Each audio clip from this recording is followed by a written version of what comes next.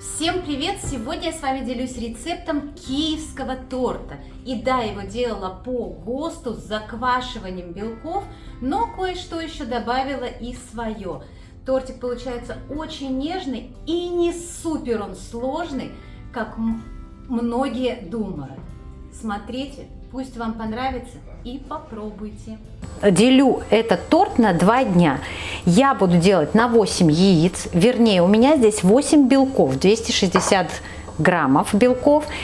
И они у меня здесь заквашенные, тоже отстоявшиеся белки. Вот я их утром разделила, желтки от белков поставила, и весь день они у меня стояли при комнатной температуре. 260 белков, 300 граммов сахара и ровно 300 граммов орехов. Орехов у меня здесь фундук и кешью по 150 граммов. Очищенные орехи, сырые, можно взять и грецкие. Но если вы берете грецкий орех, то тогда 2/3 берите кешью или фундук и 1/3 грецких орехов. Потому что только с грецкими орехами коржи будут грубоватые. И подготавливаю сразу формы. Я буду делать торт на 24 сантиметра.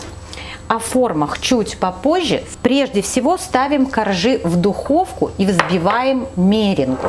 Сначала размолола в блендере орехи, но не до самой вот крошки, а вот чтобы кусочки тоже попадались, оставались в орехах. Сюда из 300 грамм сахара, который отмерила, кладу 2-3 ложки сахара. Остальное пойдет на белки. И 2 вот таких столовых с небольшой горкой муки. Это граммов 40, 45, 50. Не больше 50 граммов муки должно быть. Все хорошо перемешиваю и отставляю в сторону. В чашу миксера кладу белки, заквашенные, отстоявшиеся, щепотку соли. И начинаю взбивать на самых низких оборотах до самых первых мягких пиков. Когда начала загустевать масса, белки начали белеть уже, то добавляю 1 чайную ложечку лимонного сока. И начинаю потихоньку добавлять сахар. Сахар добавляю, вот 1-2 ложечки добавила, подожду несколько секунд, потом следующие 1-2.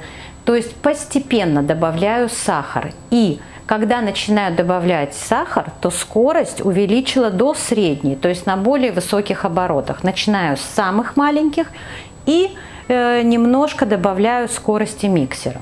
Меренга взбивалась у меня ровно 10 минут. Идеально вот стабильные пики. Абсолютно вот как бы вы ни повернули, никуда пики не деваются. Вот такими вот они и должны быть. Видите как? И теперь в несколько этапов ввожу ореховую смесь. Долго это делать не нужно, потому что орехи это жир. Чтобы безе белки были такими же стабильными, вот так вот перемешиваю просто до однородности вместе с ореховой смесью. И в одном направлении мешать. Ни в коем случае бардак не устраивать в чаше. Перед тем, как взбивать меренгу, я уже включила духовку. С этого и нужно начинать. Чтобы духовка была хорошо разогретая, прогретая на 150 градусов. И, как я уже сказала, у меня торт будет достаточно не маленький. Вот как вот эта форма 24 сантиметра. А один корж 26. Так как я не кондитер, я не делаю на заказ, то я пользуюсь тем, что у меня есть дома. И просто большой корж я потом обрежу, и эти края, они у меня пойдут на борта на украшение. На первый этаж поставлю одну форму, а на второй этаж вниз поставлю противень с вот этой формой. И ставлю в духовку. В духовку ставлю на 150 градусов на 30 минут. Через 30 минут температуру снижаю до 120 и еще ровно в час в духовке сушится. После этого выключаю духовку, и ночь остывают коржи у меня в духовке. Я их даже не вытаскиваю. А завтра будем продолжать. И еще последний штрих на сегодня – это декор. Складываю орехи в пакет. Краска, вот у меня краска, она уже такая тверденькая. Так я ее сюда вот чуть-чуть выдавливаю. Буквально 2 капли воды сюда вот сделала. Смешиваю, чтобы она была более жидкая. Кладу в пакет, закрываем мешочек, пакетик. И теперь делаем хороший массаж всем орешкам. Они должны просто хорошо покраситься. Высыпаю на тарелочку, и они как раз до завтра, до сборки торта должны подсохнуть. Коржи в духовке и сделаю крем-шарлот. Тоже сделаю сегодня заготовку, а завтра только вобью масло. Масло беру 200 граммов сливочного, обязательно хорошее масло должно быть. Делается из простых продуктов, из желтков. Я здесь возьму 5 желтков, 200-250 миллилитров молока, стакан сахара, это примерно 200 граммов, 190, если быть точным, и, конечно же, коньяк, ну и ванилин. Самые простые продукты просто делается, заваривается. Молоко подогреваю. Вот я подогреваю в ковшике. Можно даже подогреть в микроволновке. Половину сахара. Не доводить до кипения, просто чтобы был горячий сироп. Пока подогревается молоко, перемешиваю вот так вот желтки. Всыпаю весь сахар, оставшийся половину, и я добавляю 2 пакетика ванилина. Можно и 1 пакетик, но я люблю 2. Просто хорошо перемешиваю до однородности.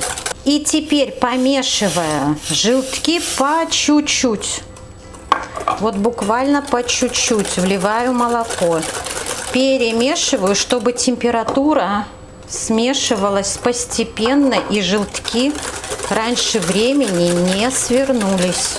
Обратно переливаю будущий крем в сотейник или ковшик и ставлю на медленный огонь на плиту. На плите, не отходя, все время помешиваю. Когда только начнет уже закипать, тогда нужно выключить. Но он должен загустеть. И должен получиться теперь желтковый сироп. Можно его еще проверить вот так вот, чуть-чуть подостынет на ложке или на лопатке. Проведите вот так вот полоску, видите, оно стабильно стоит, не стекают капли. Все, сироп хороший заварился. Переливаю в чашу миксера сразу, чтобы потом было просто удобнее взбивать, вбивать масло миксером. И накрываю пленкой в контакт. В контакт, значит, чтобы не было не вот так вот сверху, чтобы не было никакого пространства между кремом и пленкой. Почему? Чтобы крем не заветривался. Любой крем заварной, он имеет свойство заветриваться. У меня он будет стоять целую ночь. Да, завтра продолжу уже доделывать торт, доделывать, ну и торт тоже, крем, вбивать масло и коньячок. Вот такую вот красоту неземную ставлю в холодильник остывать. Сейчас он немножко остынет здесь при комнатной температуре, а потом в холодильник. И шоколадный ганаш. 150 граммов горького шоколада я беру. Кусочек, буквально вот 10, не знаю, тут 15, может быть 20 максимум масла. Не принципиально. Я беру горький шоколад. Можно взять молочный, я люблю горький шоколад. И вливаю горячие сливки. Можно разогреть в микроволновке или подогреть в ковшике.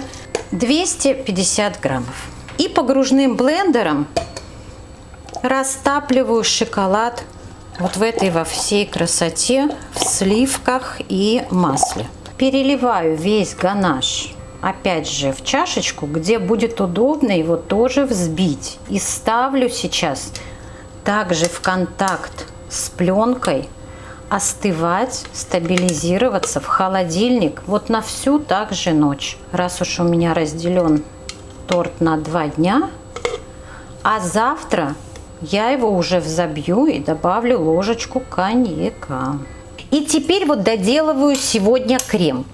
Вбить нужно масло в нашу яичную вот эту вот смесь, сироп, как хотите назовите.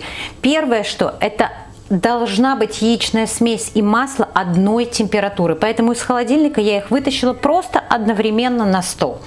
Масло взбиваю до бела. Частями, не все. Вливаю на 3 части делю смесь яичную и опять взбиваю, соединяю. Добавляю 2 ложки коньяка сюда и еще до однородности. Все, до однородности крем должен стать глянцевым. Перекладываю в кондитерский мешок и ставлю в холодильник. Ну а с ганашем вообще все просто. Буквально меньше минуты нужно взбивать его. Почему? Потому что он быстро очень взбивается, и он вон и так уже хорош.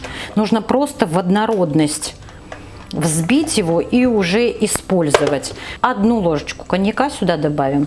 И взбиваю вот буквально секунды. Все, вот я взбивала 10-15 секунд. Вот такой консистенции должен быть ганаш. Вот он, хороший вот такой вот крем. Очень вкусно получается. И обязательно не забудьте про коньяк. Коньяк здесь просто необходим. Тоже перекладываю в кондитерский мешок. И ганаш, кстати, можно не ставить в холодильник. Коржи получились классные. Ну, на мой взгляд, потому что я хотела, чтобы они были вот здесь абсолютно хрустящие. И вот если переворачиваю, когда корж, то вот эта часть, она мягкая, нежная и внутри не сухое. Я не люблю безе, когда оно вот дубовое, прям вот такое вот. Именно вот то, что мне надо, вот такой вот мне корж и нужен. И теперь что я делаю сейчас? На вот эту вот сухую часть кладу к вот этой сухой. Мне нужно выровнять корж. То есть с большого коржа, чтобы они были одинаковые, мне нужно отрезать края. И это я делаю, вот как видите, прямо здесь же, не отходя от кассы, что называется. Почему? Потому что я прям крошку для обсыпки буду делать именно здесь. Теперь торт собираю и декорирую.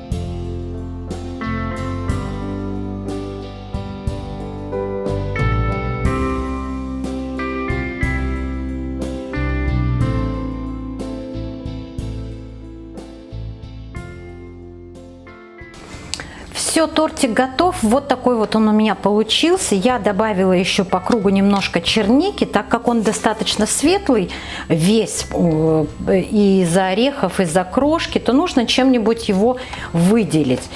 Я не могу сказать, что он сильно сложный, поэтому пробуйте, делайте. Он очень вкусный. Делитесь этим рецептом с друзьями. Подписывайтесь на мой канал. Не забудьте поставить колокольчик, чтобы не пропустить новые видео. За лайки вам, конечно, всегда спасибо.